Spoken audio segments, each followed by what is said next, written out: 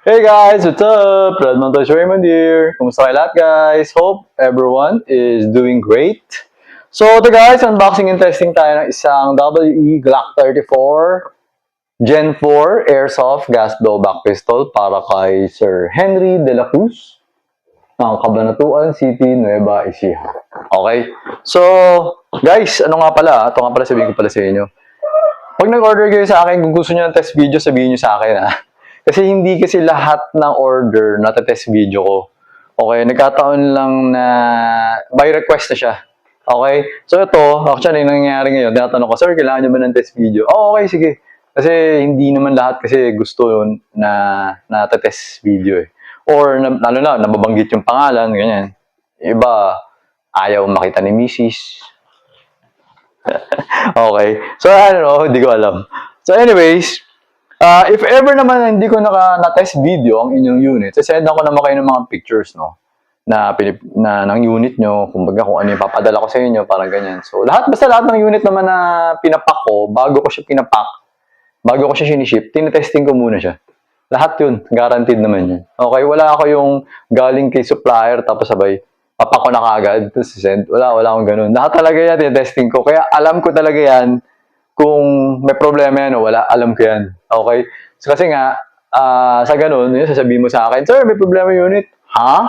Ano magkakaproblema? Testing ko yan eh. Nagets nyo? So, ganun ako ka-confident sa mga units natin. Kumbaga, kailangan talaga siya i-testing para sure ako na it's working. Okay? So, yun. Para mas simple. Diba? Simple lang naman eh.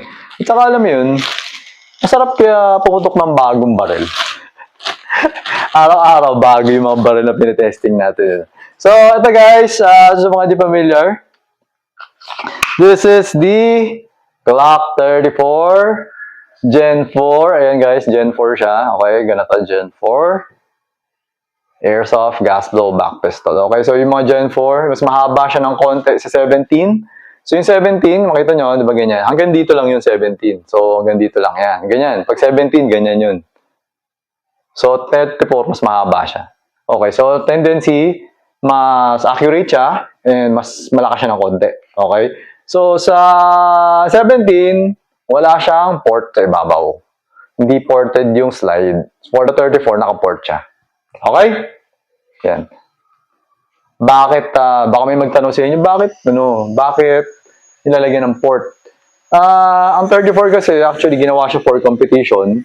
So, pag nilagyan mo ng port dyan, ano siya, light and slide. Pinapagaan mo yung slide para mas less recoil sa tunay. Okay? Less recoil kasi mas magaan. Ano pa ba? Yun naman yata, less recoil. Okay? Kasi kung sa init-init, parang minor lang naman. Pero sa tingin ko yun, less recoil. Mas magaan. Less recoil, faster cycle. Kasi mas magaan siya. Okay? So, okay? Alright.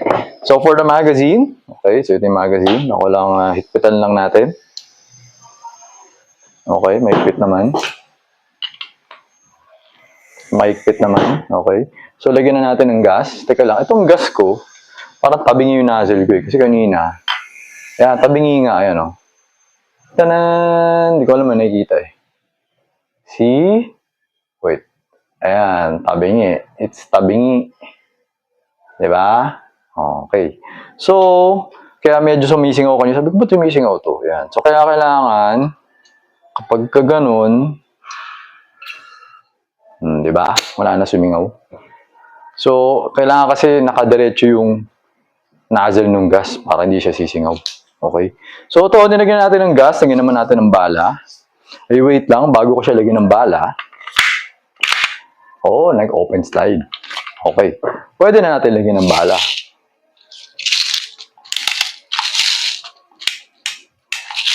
Yan. So, nilagyan natin ng 2, 4, 6, 7. 7 rounds. Okay? So, 2 inches target yung babarilin natin. Okay? Kasi, may tiwala ako dito. 2 inches target at 2.5 meters. Center of the mass. Boom! Medyo sa kaliwa lang ng konti, pero okay na yan. Kasi nga, hindi naman center yung hawak ko.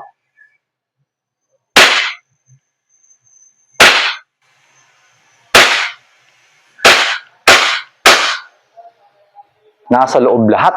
Isa lang yung medyo lumabas ng konti kasi medyo nagmamadali na ako eh. So, 2 inches target. Lahat ng hits nasa gitna. Maganda yung grouping. Lalo na yung first 6 shots. No? Yung first 6 shots ko yung grouping niya, 25 cents lang. Tapos yung isa lang medyo pumunta sa may edge. Yung huling-huli. Okay? So, nag-open slide. Bakit? Nag-open slide kasi wala nang bala. Okay?